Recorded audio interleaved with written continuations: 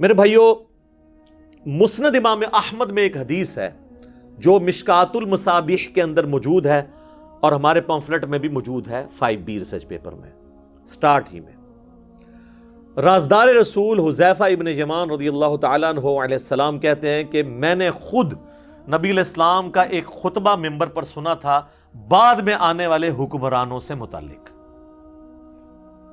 دودھ کا دودھ پانی کا پانی ہو جائے گا، اور یہ ہے بھی رازدار رسول ہیں جنہیں منافقین کے نام بتائے تھے نبی صلی اللہ علیہ وآلہ وسلم نے۔ تو حذیفہ ابن یمان کہتے ہیں کہ نبی علیہ السلام نے فرمایا کہ اللہ تعالیٰ جب تک چاہے گا تم میں نبوت باقی رہے گی، یعنی میرا وجود، اور پھر جب اللہ چاہے گا مجھے اٹھا لے گا، اور پھر میرے بعد خلافت علی منہاج النبوہ قائم ہوگی اور وہ بھی باقی رہے گی جب تک اللہ چاہے گا، پھر اللہ اس کو بھی اٹھا لے گا۔ اس کے بعد ملکن عاضن، ڈاکٹر سرار صاحب یوں کیا کرتے تھے، کاٹ کھانے والی ملوکیت، فریڈم آف ایکسپریشن کو غصب کرنے والی، مخالفین کو کاٹنے والی، وہ قائم ہو جائے گی، اور پھر اللہ تعالیٰ جب تک چاہے گا وہ رہے گی۔ ظاہر ہے فرعون، نمرود، ان سب لوگوں کو بھی حکومتیں جو ہیں وہ اللہ نے نہیں دی ہیں نا، آزمائش کے لیے، پھر اللہ تعالیٰ اسے بھی اٹھا لے گا، پھر جابر حکمرانوں کا دور شروع ہو جائے گا، پھر اللہ تعالیٰ جب تک چاہے گا وہ رہے گا، پھر اس کو بھی اٹھا لے گا، اور پھر ایک دفعہ دوبارہ سے خلافت علی منہاج النبوہ قائم ہوگی،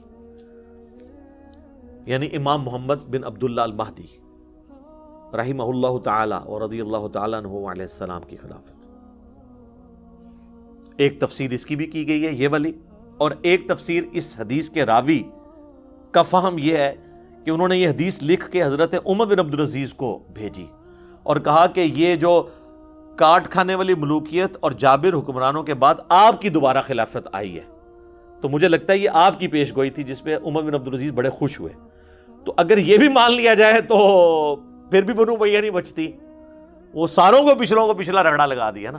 اور پھر ہم کہتے ہیں عمر بن عبدالعزیز جو ہیں وہ پہلے مجدد اسلام کے کیوں ہیں؟ انہوں نے کون سا گند صاف کیا ہے؟ بنو امیہ کا گند۔ وہ آج ٹاپک نہیں ہے، میری کئی ایک ویڈیوز پہلے ریکارڈڈ موجود ہے۔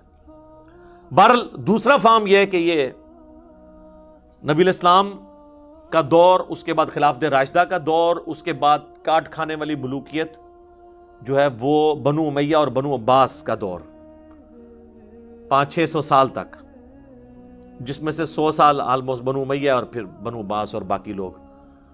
اور یہ جو جابر حکمران ہیں جو مسلط ہو جائیں گے، یہ کلونیل پاورز ہیں جو پوری دنیا کے اوپر قابض ہوئی، جن کا زور 100 سال پہلے ٹوٹنا شروع ہوا، اور آج 57-58 اسلامی ملک ہیں۔ یہ 8 سے 100 سال پہلے نہیں تھے اتنے ملک۔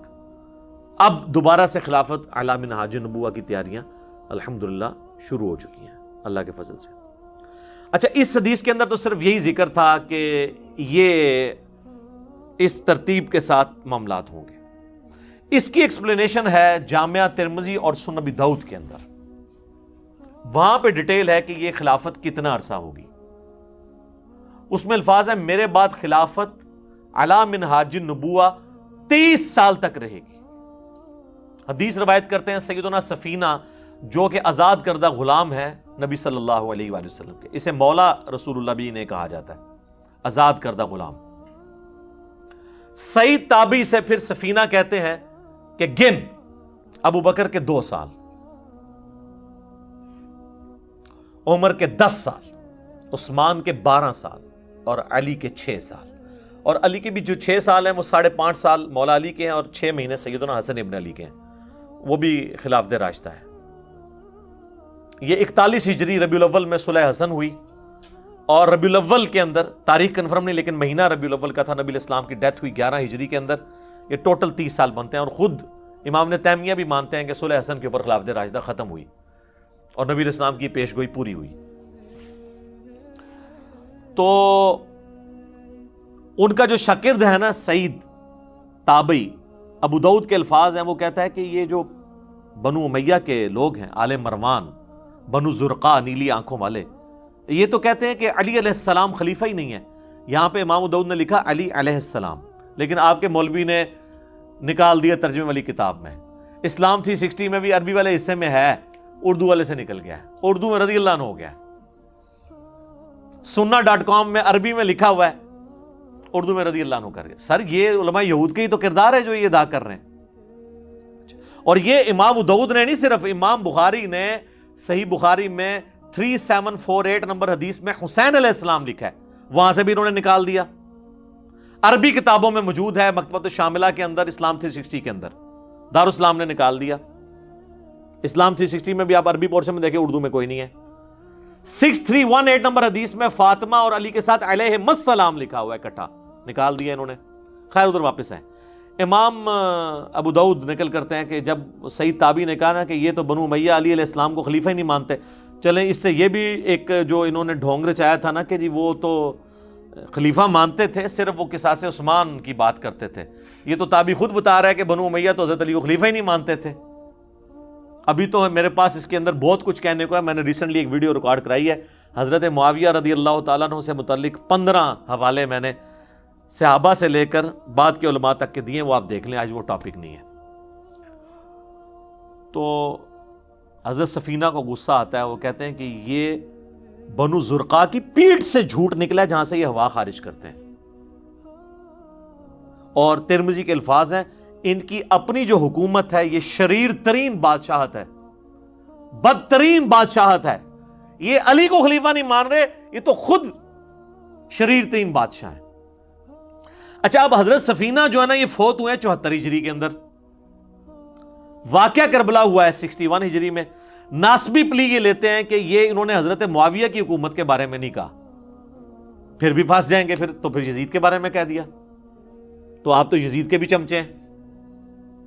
وہ پھر کہتے ہیں چھوٹی قربانی کر لو، بڑے کو بچا لو، لیکن سر نہیں، بڑے نے اگر کوئی کام ڈالا ہے تو وہ کیسے بچے گا؟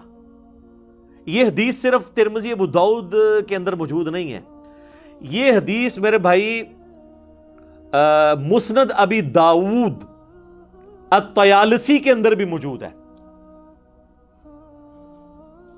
اور اس میں الفاظ یہ ہیں کہ وہ تابعی، یہ پوری حدیث اسی طریقے سے ہے، وہ تابعی جب کہتا ہے نا یہ بدترین بادشاہ ہیں، یہ وہ جب صحابی کہتے ہیں حضرت سفینہ اور 30 سال خلافت ہے، تو وہ کہتے ہیں پھر حضرت معاویہ کون ہے؟ تو انہوں نے کہا حضرت معاویہ جو ہے وہ مسلمانوں کا پہلا بادشاہ ہے، یعنی انہوں نے کہا یہ خلافت راشدہ سے باہر۔ یہاں بھی ہمیں ایکسپوز ہو گیا کہ وہ کس کو سنگل آؤٹ کر رہے تھے۔ ابھی بھی تسلی نہ ہو تو اس کا ایک اور طریق ہے المصنف ابن ابی شیبہ کے اندر، اس میں الفاظ ہیں کہ یہ بنو امیہ بدترین بادشاہت ہیں اور ان کا پہلا بادشاہ معاویہ ابن ابی سفیان ہے۔ انہوں نے سب کو کہہ کے یہ بھی بتا دیا سرغنہ کون ہے۔ تو اب اس حدیث میں حضرت سفینہ کا 74 ہجری میں فوت ہونا یزید ابن معاویہ کو یعنی بیچ میں لانے کا ذریعہ نہیں بن سکتا۔ انہوں نے سٹارٹ کیا ہے 41 ہجری سے، صلح حسن سے۔ تو یہ مسئلہ آپ کو کلیئر ہو گیا۔ یہ الحمدللہ ساری کی ساری احادیث میں نے اس ریسرچ پیپر کے اندر ڈالی ہوئی ہیں، انشاءاللہ ہم اپنی ویڈیو کے اندر بھی جو ہے نا وہ ڈسپلے کروا دیں گے انشاءاللہ تعالی۔ اچھا اب میرے بھائیوں، یہ جو کاٹ کھانے والی ملوکیت ہے اس پہ پھر بولا جائے پھر گھنٹوں چاہیے، تو میں نمونے کے طور پر صرف 3 احادیث کور کروں گا جس سے آپ کو اوورآل ڈاکٹرن کلیئر ہو جائے اس ٹاپک کے اوپر۔ پہلی حدیث صحیح مسلم کے اندر کتاب الامارہ چیپٹر میں، حکمرانوں والے چیپٹر کے اندر، انٹرنیشنل نمبر کے مطابق 4776، سیدنا عبداللہ بن عمر بن عاص خانہ کعبہ کے سائے میں بیٹھے ہوتے ہیں، دیوار کے ساتھ ٹیک لگا کے، صحابی رسول ہیں۔ ایک تابعی خانہ کعبہ میں انٹر ہوتا ہے، عبد الرحمن بن عبد رب الکعبہ، تو وہ سنتا ہے کہ حضرت عبداللہ بن عمر بن عاص حکمرانوں کی اطاعت سے متعلق حدیث سنا رہے ہوتے ہیں، تو چپ کر کے سنتا رہتا ہے۔ اینڈ پہ وہ پوچھتا ہے کہ حضرت کیا آپ نے یہ واقعی رسول اللہ سے یہ بات سنی تھی کہ حکمرانوں کی اطاعت اس طریقے سے ہونی چاہیے؟ تو انہوں نے کہا ہاں، اللہ کی قسم میں نے رسول اللہ کو دیکھا، میرے کانوں نے آپ کی آواز سنی، میرے دل نے آپ کی باتوں کو یاد رکھا۔ تو انہوں نے کہا اگر یہی بات ہے تو آپ کے چچا کا لڑکا معاویہ بن ابی سفیان، یہ چچا زاد لگتے تھے نا آپس میں، عمرو بن عاص کے بیٹے ہیں نا، تو وہ تو ہمیں کہتا ہے کہ ہم آپس میں ایک دوسرے کو ناحق قتل کریں اور ایک دوسرے کا مال ناحق طریقے سے ہڑپ کریں، حرام خوری بھی اور قتل و غارت بھی. جبکہ اللہ تعالیٰ قرآن میں فرماتا ہے، سورۃ النساء کی آیت نمبر 29 اس نے تلاوت کی کہ اے ایمان والو آپس میں ایک دوسرے کو قتل مت کرو، اپنوں کو قتل مت کرو. اپنوں قتل یعنی ایک دوسرے کو، سارے مسلمان آپس میں بھائی ہیں، اور ایک دوسرے کا مال ناحق طریقے سے ہڑپ مت کرو. اب یہ بتائیے کہ ہم اللہ کی بات مانیں یا اطاعت امیر کریں؟ اب یہ ایک صحابی کو ایک تابعی نے ایک بہت بڑی بات کر دی. تو انہوں نے نہیں کہا کہ تم رافضیوں والی باتیں کر رہے ہو، تمہیں ایران سے کوئی فنڈنگ ہوتی ہے، نہیں کہا. تھوڑی دیر کے لیے خاموشی اختیار کر لی انہوں نے. اب سوچ میں تو پڑ گئے ہوں گے میں کیا کروں، رشتہ داری تو میری نکال رہا ہے. تو پھر انہوں نے سر اٹھا کے کہا کہ معاویہ کی اطاعت کرو ان باتوں میں جس میں وہ اللہ کی اطاعت کے اندر حکم دے، اور جس میں وہ اللہ کی نافرمانی کا حکم دے اس میں اس کی نافرمانی کرو. اور یہی ایٹیچیوڈ ہونا چاہیے. بخاری اور مسلم کی متفقن علیہ حدیث ہے، مولا علی کہتے ہیں کہ نبی علیہ السلام نے فرمایا کہ خالق کی معصیت میں، اللہ کی نافرمانی میں مخلوق کی کوئی اطاعت نہیں ہے. کئی لوگ یہ بولے بن کے پوچھ رہے ہوتے ہیں نا، جی میری ماں اجازت نہیں دے رہی داڑھی رکھنے کی تو میں رکھوں یا نہ رکھوں؟ تو وہ نبی علیہ السلام نے فرما دیا ہے کہ اللہ کی اطاعت کے اندر مخلوق کی اطاعت نہیں ہوگی، اور جس بات میں اللہ کی نافرمانی ہو رہی ہوگی وہ آپ نے کام نہیں کرنا، آپ نے مخلوق کی نافرمانی کر دینی. تو یہ ایک اوورآل پورا آپ کو پکچر کلیئر کر دے گی. ایک اور حدیث، اچھا یہ تینوں کی تینوں حدیثیں صحیحین میں، بلکہ ابھی تک آپ دیکھ رہے ہیں ساری مشہور کتابوں سے. دوسری حدیث صحیح بخاری میں 4108، تحکیم کے بعد جب حضرت معاویہ رضی اللہ تعالیٰ عنہ مدینہ شریف آتے ہیں، یہ فتح الباری میں پورا اس کا سیاق و سباق موجود ہے کہ کس موقع پہ ہوا. تو بخاری کے الفاظ ہیں کہ حضرت معاویہ وہاں پہ ایک خطبہ دیتے ہیں، اور سیدہ حفصہ جو حضور علیہ السلام کی زوجہ اور ہماری ماں ہیں ام المؤمنین، وہ اپنے بھائی عبداللہ بن عمر سے کہتی ہیں کہ جاؤ حضرت معاویہ آئے ہیں اور وہ خطبہ دے رہے ہیں، تم جا کے خطبے میں شریک ہو، یہ نہ ہو کہ تمہاری غیر موجودگی کو کچھ اور ہی سمجھ لیا جائے کہ کچھ سازش ہو رہی ہے. تو وہ چلے گئے. اس سے یہ بھی پتا چلا کہ وہ جانا نہیں چاہتے تھے، تبھی بھیجنا پڑا نا. ظاہر ماں بھی تھی، ام المومنین ہونے کی وجہ سے وہ بڑی بہن بھی تھی. عبداللہ بن عمر جب وہاں پہنچے تو حضرت معاویہ نے خطبے میں بات کرتے ہوئے کہا کہ تم میں سے جس کو اس امر خلافت کی خواہش ہے نا، تو وہ اپنا سینگ اٹھائے، اپنا سر اٹھائے، میں اس کے باپ سے بھی زیادہ خلافت کا حقدار ہوں. اب یہ باتیں چپ کر کے حضرت عبداللہ بن عمر سنتے رہے. یہاں تک تو کلیئر نہیں کہ انہوں نے کس کو یہ ٹونٹ کروائی ہے، لیکن اسی حدیث میں آگے آتا ہے کہ حبیب بن مسلمہ تابعی کہتے ہیں کہ جب مجمع چھٹ گیا تو میں نے عبداللہ بن عمر سے کہا کہ حضرت آپ نے معاویہ کو اسی وقت کیوں نہیں جواب دیا؟ تو پتہ چل گیا وہ کس کے باپ کو کہہ رہے تھے. سیدنا عمر کی توہین وہ شخص کر رہا ہے کہ جو حضرت عمر کے دور میں رومن امپائر گری، اس رومن امپائر میں شام میں انہوں نے حکومت قائم کی ہے، اور وہ محنتیں کن کی ہیں؟ حضرت عمر کی. تو جن لوگوں کو ابو بکر اور عمر کا لحاظ نہ ہو، انہوں نے مولا علی کا لحاظ کہاں سے کرنا ہے؟ سیدھی سی بات ہے. تو عبداللہ بن عمر کہتے ہیں کہ میں نے ارادہ تو کیا کہ میں اپنی گوٹ کھولوں، یوں کر کے احتبا کر کے دونوں گھٹنوں کو یوں لے کے بیٹھے تھے، اور میں اسے وہیں بھرے مجمع میں جواب دوں کہ تجھ سے زیادہ خلافت کا حقدار وہ ہے کہ جس نے تم دونوں باپ بیٹا ابو سفیان سے اور معاویہ سے رضی اللہ عنہما، ہم تو احترام سے ہی نام لیں گے، ظاہر صحابیت تو ہے، تم باپ بیٹا سے جنگ کی ہوئی ہے جب تم دونوں کافر تھے اور ہم مسلمان تھے. یعنی تم لوگ جونیئر مسلمان ہو، طلقاء ہو، فتح مکہ پہ مسلمان ہوئے ہو، اور آج ہم سینئر مسلمانوں کو کہہ رہے ہو تم لوگوں کے ساتھ تو ہم جنگیں لڑ چکے ہیں، تم لوگوں کو ہم نے مار مار کے اسلام میں داخل کیا. ظاہر ہے کہ وہ مارے کھائی ہیں تو پھر آہستہ آہستہ ان کو ہوش آئی ہے نا کہ اسلام کا پلڑا بھاری ہو گیا. پھر عبداللہ بن عمر کہتے ہیں کہ پھر مجھے جنت کی نعمتیں یاد آ گئیں، پھر میں فتنے کے ڈر سے خاموش ہو گیا. حبیب بن مسلمہ کہتے ہیں کہ عبداللہ بن عمر نے خاموش ہو کے اپنی جان بھی بچا لی، اپنی عزت بھی بچا لی. ایک ماموں نے دوسرے ماموں سے اپنی جان اور عزت بچا لی. کہتے ہیں نا خال المومنین. اچھا عبداللہ بن عمر خال المومنین نہیں ہے؟ عبد الرحمن بن ابی بکر خال المومنین نہیں ہے؟ اور محمد بن ابی بکر خال المومنین نہیں ہے؟ ہمارے باقی سارے خال المومنین کو ایک خال المومنین سے تکلیفیں اٹھانی پڑی. تو یہ حدیث کے الفاظ بتا رہے ہیں کہ اس وقت فریڈم آف ایکسپریشن کو کس طریقے سے غصب کیا جاتا تھا. اچھا یہ جو حضرت عبداللہ بن عمر کے الفاظ ہیں نا یہ بڑے انٹلیکچوئل ہیں, کیونکہ یہی الفاظ حضرت عمر نے بھی یوز کیے تھے, اور حضرت عمر کا ویژن دیکھیں, انہوں نے پہلے یہ چیز بتا دی تھی. صحیح مسلم کے اندر ایک حدیث ہے, میں نے ریسرچ پیپر میں ڈالی ہے, انٹرنیشنل نمبر ہے 1258. حضرت عمر نے اپنی شہادت سے کچھ عرصہ پہلے جمعے کا خطبہ دیا اور انہوں نے رسول اللہ کا ذکر کیا, پھر حضرت ابوبکر کا ذکر خیر کیا, اور پھر فرمایا کہ میں نے خواب دیکھا ہے کہ مجھے ایک مرغے نے 3 ٹھونگے ماری ہیں, اور میں اس کی تعبیر یہ کرتا ہوں کہ ان قریب مجھے قتل کر دیا جائے گا. اچھا انہوں نے کہا کہ بعض لوگ مجھے مشورہ دے رہے ہیں کہ میں اپنا کسی کو جانشین مقرر کر دوں, لیکن میرا کوئی ایسا ارادہ نہیں ہے, اللہ اپنے دین کو برباد نہیں ہونے دے گا. پھر انہوں نے کہا کہ اگر میری موت جلدی واقع ہو گئی حادثاتی طور پر, تو میری طرف سے یہ حکم ہے کہ خلافت کا فیصلہ صرف ان 6 لوگوں میں طے ہوگا جن سے رسول اللہ اپنی وفات تک راضی رہے. اور بخاری میں الفاظ ہیں 3700 نمبر حدیث میں کہ خلافت کا معاملہ ان 6 بندوں سے باہر نہیں آنا.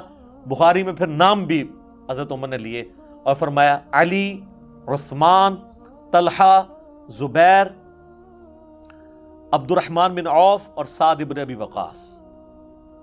ویسے ایک اور بندہ بھی تھا 7واں, چونکہ وہ ان کا بہنوئی تھا سعید ابن زید. وہ سب و شتم کی حدیثیں اشرف مبشرہ والا یاد آیا جائے, سعید ابن زید, ان کا نام اس لیے نہیں لیا کہ وہ رشتہ دار تھے, ان کو چھوڑ دیا اور کہا میرے بیٹے عبداللہ بن عمر کو مشورے میں تم شامل کر سکتے ہو, لیکن اسے خلیفہ نہ چننا. ان 6 بندوں میں سے کسی کو چننا جن سے رسول اللہ اپنی وفات تک راضی رہے. تو آج ہم ہوتے تو ہم پوچھتے کہ پھر ہمیں وہ بھی بتا دیں جن سے حضور وفات کے وقت ناراض تھے. آپ کو تو کہنا چاہیے سب سے ہی راضی رہے. یہ کہتے ہیں نا سر ہر چیز میں اشارے موجود ہیں. ابھی تو یہ بات ختم نہیں ہوئی. پھر حضرت عمر کہتے ہیں, مسلم کے الفاظ ہیں کہ اگر تم دیکھو کہ ان 6 لوگوں کی خلافت میں کوئی تام کر رہا ہے تو سمجھ لینا کہ یہ وہی لوگ ہیں کہ جن کو میں نے اسلام کی خاطر اپنے ہاتھوں سے مارا ہے, اور یہ اسلام کے دشمن اور کافر ہیں. یہ الفاظ ہیں. ادھر عبداللہ بن عمر نے کہا نا کہ تمہیں تو ہم نے مار مار کے مسلمان کیا ہے, اور یہاں حضرت انہوں نے اپنے باپ کے الفاظ ریپیٹ کیے. تو عبداللہ بن عمر نے اپنے باپ کے مشن کو ہی آگے لے کر چلے, لیکن وہ سامنے نہیں بات کی, بعد میں کی. ظاہر ہے پھر سر حسین ابن علی اور ابن علی اور ابن عمر میں تو فرق ہوگا نا. ان کی نیچر جو ہے وہ ذرا پیسیو تھی, ان کی ایکٹیو تھی, ایکسٹروورٹ تھے. تیسری حدیث بھی صحیح بخاری میں ہے 4827. اور سر یہ آپ کو میں یعنی to cut the story short, میں یعنی امیر شام کے دور کے اندر آپ کو 2 مثالیں پیش کی. اب ان کے بالکل دور اینڈ ہونے والا ہے, چونکہ میں نے تو آنا ہے ان کے صاحبزادے کی طرف, لیکن یہ تو ناانصافی ہے کہ صاحبزادے کے پیچھے باقیوں کو چھپا دیا جائے. یہ کام تو ہم نہیں کر سکتے. 4827 نمبر حدیث ہے صحیح بخاری کے اندر, اور یہ حدیث المستدرک للحاکم میں بھی موجود ہے. یہ حدیث سنن نسائی الکبرى کے اندر بھی موجود ہے, اور یہ حدیث تفسیر ابن کثیر کے اندر سورۃ الاحقاف پارہ نمبر 26 کی آیت نمبر 17 نمبر کی آیت کے کانٹیکسٹ میں اس کے سارے طرق جمع ہیں مختلف کتابوں سے. اور فتح الباری میں بھی ابن حجر اسقلانی نے صحیح بخاری 4827 نمبر کے انڈر وہ سارے کے سارے طرق جمع کیے ہیں جو میں اب بیان کرنے لگا ہوں. پہلے صرف میں بخاری کے الفاظ بتاتا ہوں, پھر باقی کتابوں کے بھی. بخاری کے الفاظ ہیں کہ مروان بن حکم جو کہ حضرت معاویہ کی طرف سے رضی اللہ تعالیٰ عنہ گورنر تھا حجاز کا, اس نے مسجد نبوی میں خطبہ دیتے ہوئے حضرت معاویہ کے بیٹے یزید کا ذکر خیر کرنا شروع کر دیا. اور اس میں حدیث کے الفاظ ہیں تاکہ حضرت معاویہ کے بعد اس کی بیعت پہ لوگوں کو آمادہ کیا جائے. وہی جو ہمارے حکمران بھی کرتے ہیں امت کے وسیع تر مفاد میں، میرے عزیز ہم وطنوں، وہ ساری باتیں وہی والی. اور انہوں نے کہا کہ بھئی اللہ تعالیٰ نے ہمارے امیر المومنین کو یہ بات سجھائی ہے، وہ چاہتے ہیں کہ اپنے بعد اپنے بیٹے کو خلیفہ نامزد کر دیں. تو بخاری کے الفاظ ہیں وہاں پہ عبد الرحمن بن ابی بکر، حضرت ابوبکر صدیق کے بیٹے کھڑے ہوئے، اور یہ وہ بیٹا ہے جو حضرت عائشہ کا سگا بھائی ہے اس اعتبار سے کہ باپ اور ماں بھی کامن ہے. اور امام بخاری ذرا شریف النفس آدمی تھے، انہوں نے صرف اتنا لکھا کہ عبد الرحمن بن ابی بکر کھڑا ہوا اور انہوں نے کچھ کہہ دیا. وہ کیا کہا وہ ہم آپ کو بعد میں بتاتے ہیں.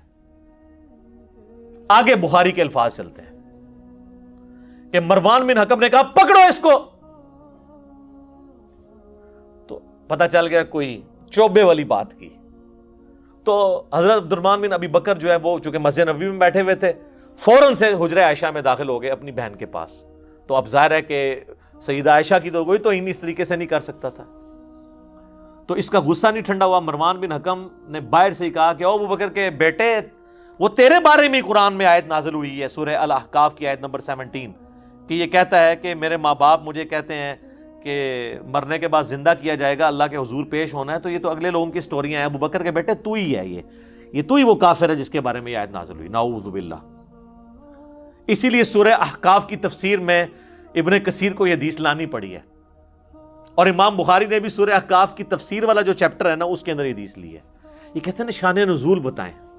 اے لو لبو ہوں شان نزول، اے شان نزول کا تمہیں بڑا شوق ہے نا، آگے پیچھے سیاق و سباق بھی بتائیں، سلف کا فام بھی بتائیں. فام لے لو سارے. تو بخاری کے الفاظ ہیں حضرت عائشہ کو غصہ آیا، انہوں نے اندر سے کہا کہ آل ابی بکر کے بارے میں کوئی آیت قرآن کی نازل نہیں ہوئی ہے سوائے جو میری برات میں سورۃ النور نازل ہوئی جب ان کے اوپر جھوٹی تہمت لگائی گئی. بخاری کی حدیث ختم. لیکن یہ حدیث المستدرک للحاکم میں، سنن نسائی الکبریٰ کے اندر، طبرانی کے اندر، اور فتح الباری میں شرح میں یہ ساری ابن حجر نے جمع کی. اور سب سے بڑھ کر آپ ہر بندے کے پاس تفسیر ابن کثیر سافٹ کاپی آپ ڈاؤن لوڈ کر لیں، موجود ہے. سورہ احقاف پارہ نمبر 26 آیت نمبر 17 کی تفسیر میں انہوں نے سارے طرق ایک جگہ جمع کر دیے، کوئی آپ کو ڈھونڈنے نہیں پڑنے. تو اب آپ فیلنگ دا بلینک سنیں. وہ جو ہے نا کہ مروان نے جو خطبہ دیا تو اس خطبے میں یہ بھی الفاظ تھے کہ ہمارا امیر المومنین اپنے بیٹے کو بنانا چاہتا ہے، تو ابو بکر نے بھی تو عمر کو بنایا ہی تھا نا. تو حضرت عمر کو ابو بکر کے بیٹے تھے، تو پھر ظاہر ہے کہ ابو بکر کے بیٹے کو تو غصہ آنا تھا نا کہ نام تو میرے باپ کا لے رہا ہے اور مثال کتنی غلط فٹ کر رہا ہے. تو وہ کھڑے ہو گئے. امام بخاری نے کہا کچھ کہا، باقی کتابوں میں پھر ان حدیث کی کتابوں میں آتا ہے، حاکم میں، سنن نسائی الکبریٰ میں، کہ انہوں نے کھڑے ہو کر کہا کہ سیدھا سیدھا کہا کہ تیرا امیر المومنین کیسر و کسرا، رومنز اور پرشین امپائر کے جو بادشاہ اور شہنشاہ تھے نا، وہ ملوکیت ان کے طریقے پہ چلنا چاہتا ہے، ابو بکر و عمر کے طریقے پہ نہیں. ورنہ تو ابو بکر کا طریقہ یہی والا تھا تو پھر عبد الرحمن بن ابی بکر بیٹھا ہوتا نا خلافت کے اوپر، اور حضرت عمر کا طریقہ ہوتا تو عبداللہ بن عمر بیٹھا ہوتا رضی اللہ عنہم اجمعین وعلیہم السلام اجمعین. تو اس پہ ان کا پکڑو اس کو. اور پھر آگے آتا ہے کہ حضرت عائشہ نے حجرے سے کہا اسکت، خاموش ہو جا. اور وہ جو بخاری کے الفاظ ہیں کہ جی آل ابی بکر کے بارے میں سورہ نور کی آیات نازل ہوئی ہیں. آگے ان کتابوں میں ملتا ہے کہ حضرت پھر عائشہ کا غصہ نہیں ٹھنڈا، انہوں نے کہا ہاں تیرے بارے میں نبی علیہ السلام نے فرمایا تھا جب تو اپنے باپ کی پشت میں تھا کہ حکم پر لعنت، اس کی اولاد پر لعنت. تو اسی حکم کا بیٹا ہے نا مروان بن حکم، تو اسی لعنت کا ٹکڑا ہے اپنے باپ کی. تم باپ بیٹا پہ تو رسول اللہ نے لعنت کی ہوئی ہے. اور ان کو مدینہ بدر کر دیا تھا نبی علیہ السلام نے. حضرت عثمان کے رشتہ دار تھے، پورا زور لگایا، حضرت ابوبکر نہیں مانے، حضرت عمر نہیں مانے. پھر جب حضرت عثمان خلیفہ بنے تو انہوں نے حسن سلوک کی وجہ سے ان کو لے آئے، اور پھر یہی باپ بیٹا گاٹے فٹ ہو گئے. حضرت عثمان کی شہادت کا سبب یہی مروان بنا ہے. پھر حتیٰ کہ انہوں نے اپنی بیٹی کا رشتہ بھی کر دیا، اور اس پہ ترہ وہ فدق بھی اس کے حوالے کر دیا. دیکھیں نا جی، وہ پھر ایشوز تو پھر آگے ملٹی پلائی ہوتے ہیں کہ نا. بہرحال آج کی ڈیٹ میں سمجھتا ہوں سیدنا عثمان کی مظلومانہ شہادت ان کی اجتہادی خطاؤں کا کفارہ ہے انشاءاللہ اللہ کے حضور وہ پاک صاف ہو کے اٹھے ہیں، کیونکہ ان کی نیکیاں ان کی اجتہادی غلطیوں پر بھاری ہیں۔ یہ اجتہادی غلطیاں میں لفظ استعمال کر رہا ہوں، کسی کو شاید یہ برا لگ رہا ہو کہ جی اجتہادی غلطی کیوں کہہ رہا ہے، اس لیے کہ اوورآل ان کا جو سٹانس ہے نا وہ ریلیجن کو سپورٹ کرنے والا ہے۔ اگر وہ نہ ہوتا تو میں اس کو پھر فاش غلطی کا لفظ بول دیتا، لیکن میں نہیں بولتا۔ تو اس حدیث کے اندر یہ لعنت کے الفاظ، بلکہ مسند ابی یعلا کے اندر اس کو سپورٹیو ایک حدیث ہے کہ حسن و حسین بیٹھے ہوئے تھے علیہم السلام، اور مروان مدینے کا حاکم خطبہ دے رہا تھا، اور اس نے اس میں کہا کہ اہل بیت تو ہے ہی لعنتی لوگ، نعوذ باللہ۔ تو حضرت حسین سے پھر صبر ہوتا تھا، تو انہوں نے کہا ہم تو لعنتی نہیں ہیں، ہمارے شان میں تو قرآن میں آیات ہیں، البتہ تو اور تیرے باپ کے اوپر نبی علیہ السلام نے لعنت فرمائی تھی۔ تو یہ جو روایتیں ہیں نا، اس کو سپورٹیو کئی ایک روایتیں ہیں کہ یہ لعنتی لوگ تھے۔ لعنت عربی میں کہتے ہیں اللہ کی رحمت سے دور لوگ، یا اس کو آپ ہماری زبان میں کہتے ہیں منحوس لوگ، نحسد پہ ہی جنا ہوتے ہیں۔ ٹھیک ہے، یہ آپ کو پتا چل گیا کہ یہ کہتے ہیں نا جی وہ یعنی بڑا مشورہ ہوا، یہ وہ جی اتنے صحابہ نے بیعت کر لی تھی، یہ کس طریقے سے یہ تحفہ مسلط ہوا ہے امت کے اوپر۔ کئی ایک ٹاپکس ہیں، میں اس کو پھر اب کنکلوژن کی طرف لے کے آتا ہوں۔ ایک کتاب ہے امام ابن ابی عاصم کی، پہلے 300 سال میں حدیث کی کتاب ہے کتاب الاوائل، جس میں انہوں نے وہ ساری حدیثیں جمع کی ہیں اور روایتیں، جس سے یہ پتہ چلتا ہے کہ دنیا میں پہلے کام کون کون سے ہوئے۔ مثلا وہ ترمذی کی روایت لے کے آئے ہیں، اس کے اندر اپنی سند سے، امام ترمذی کے تو وہ محتاج نہیں اس کے لیے کیونکہ ان کے زمانے کے ہیں، کہ سب سے پہلے اللہ نے قلم کو پیدا کیا۔ کتاب الاوائل وہ کتاب جس میں اول جو کام ہوئے ہیں وہ سارے جمع ہوئے، اسی میں وہ حدیث لے کے آیا کہ سب سے پہلے بیٹھ کے خطبہ دیا حضرت معاویہ رضی اللہ تعالیٰ عنہ نے۔ اچھا، اسی میں لے کے آئے کہ نبی علیہ السلام نے فرمایا میری امت کا پہلا شخص جو میری سنت کو بدل دے گا وہ بنو امیہ سے ہوگا۔ اب شیخ زبیر صاحب نے اپنی زندگی میں پورا زور لگایا کہ وہ اس حدیث کو فٹ کریں یزید بن معاویہ پہ،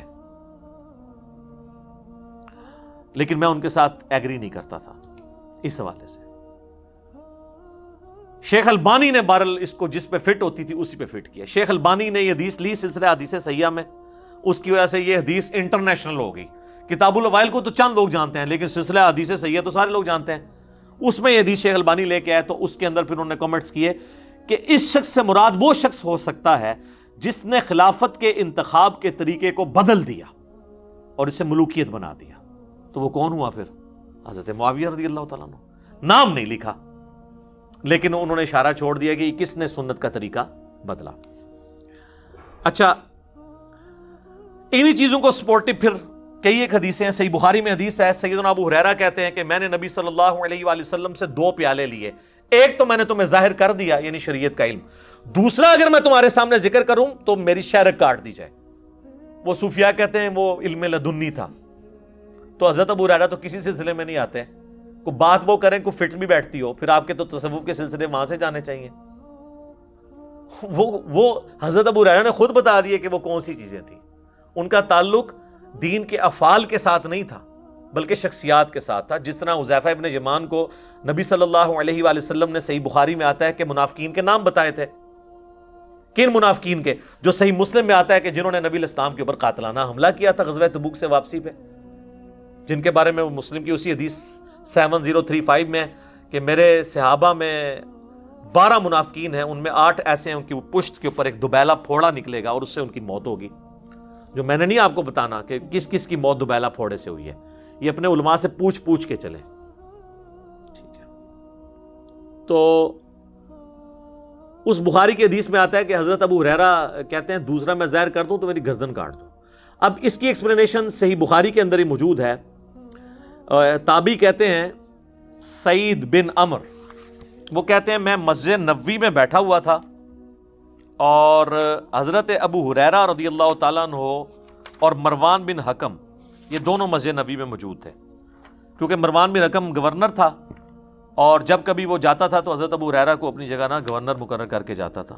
لیکن یہ نہیں ہے کہ حضرت ابو ہریرہ ان کے کوئی اعلی کار بنے تھے، وہ سچائی کرتے تھے۔ میرا پچھلے دنوں ایک کلپ ریکارڈ ہوا ہے انس بن مالک شیعہ، آپ دیکھ لیں، اس میں میں نے انس بن مالک اور ابو ہریرہ کا دفاع کیا ہے۔ تو وہ کہتا ہے کہ جی میں بیٹھا ہوا تھا، مروان بن حکم، حضرت ابو ہریرہ بھی، تو حضرت ابو ہریرہ نے کہا مجھے صادق اور مصدوق نے یہ فرمایا تھا، سچے نے اور جس کی تصدیق کی گئی، کہ میری امت کی ہلاکت خاندان قریش کے نوجوان لڑکوں کے ہاتھ میں ہوگی۔ اب وہ ڈائریکٹ تو نہیں کہہ سکتے تھے بنو امیہ یا بنو مروان، وہ تو مسند ابی یعلا کے اندر موجود ہے حدیث۔ حضرت ابو ہریرہ ہی روایت کر رہے ہیں کہ نبی علیہ السلام نے اپنی وفات سے چند دن پہلے خواب دیکھا کہ بنو حکم کے جو بندر ہیں وہ میرے ممبر کے اوپر کود رہے ہیں، اور پھر وفات تک حضور کو مسکراتے ہوئے نہیں دیکھا گیا، یعنی آپ اتنے دکھی ہوئے، آپ کو بتا دیا گیا تھا کہ آپ کے ممبر پہ ہی مسلط ہو جائیں گے۔ تو حضرت ابو ہریرہ کہتے ہیں کہ یہ بنو جو قریش ہیں ان کے ہاتھوں اس امت کی تباہی ہونے والی ہے۔ یہ سن کر مروان کہنے لگا ان چھوکروں پر اللہ کی لعنت ہو، حالانکہ وہ خود بھی تھا اس میں شامل نا۔ تو حضرت ابو ہریرہ نے فرمایا اگر میں چاہوں تو میں بنو فلاں اور بنو فلاں کا نام لے لے کر بتا سکتا ہوں کہ وہ کون ہے۔ ظاہر ہے وہی تھا نا حکمران، تو اب وہ نام لیتے تو پھر حضرت ابو ہریرہ بھی شہادت کے درجے پہ پہنچتے نا، تو وہ انہوں نے آخری درجہ اڈاپٹ کیا، اور یہ جائز ہے۔ یہ بعض لوگ جو تان کرتے ہیں نا حضرت ابو ہریرہ کے اوپر، بھئی آپ حضرت ابو ہریرہ کو حسین ابن علی تو نہ سمجھیں۔ مسلم شریف میں حدیث ہے کہ برائی کو ہو سکے تو ہاتھ سے روکو، ہاتھ سے نہیں روک سکتے تو زبان سے، نہیں تو کم از کم دل میں برا جانو۔ تو یہ حضرت ابو ہریرہ درمیان کے درجے میں تھے، زبان سے بھی کچھ بیان کیا اور دل میں تو ظاہر ان کو برا سمجھتے تھے۔ تو کہتے ہیں میں چاہوں تو فلاں فلاں بتا سکتا ہوں۔ راوی حدیث کہتے ہیں جب وہ لوگ شام کے حکمران بن گئے تو میں اپنے دادا اس سعید تابی کے ساتھ بنو مروان کے پاس جایا کرتا تھا، تو میرے دادا جان جب ان کم عمر لڑکوں کو حکمران دیکھتے تھے تو کہتے تھے مجھے لگتا ہے یہ وہی لڑکے ہیں جن کا ذکر حضرت ابو ہریرہ کیا کرتے تھے۔ اچھا اسی حدیث کے اندر موجود ہے، وہ حدیث کا راوی کہہ رہا ہے اور آپ بہتر جانتے تھے، یعنی وہ ان کا پوتا کہتا ہے سعید تابی بہتر جانتے تھے کہ یہی وہ لوگ ہیں جن کے بارے میں۔ اسی کو سپورٹیو حدیث صحیح مسلم میں حضرت ابو ہریرہ کہتے ہیں کہ نبی علیہ السلام نے فرمایا تھا کہ قریش کا یہ قبیلہ میری امت کی اینٹ سے اینٹ بجا دے گا۔ قریش کا قبیلہ کون سا؟ بنو امیہ۔ تو نبی علیہ السلام سے صحابہ نے پوچھا کہ یا رسول اللہ آپ ہمیں کیا حکم دیتے ہیں؟ تو آپ نے فرمایا کہ میں امت کو یہ حکم دیتا ہوں کاش میری امت ان سے الگ رہے۔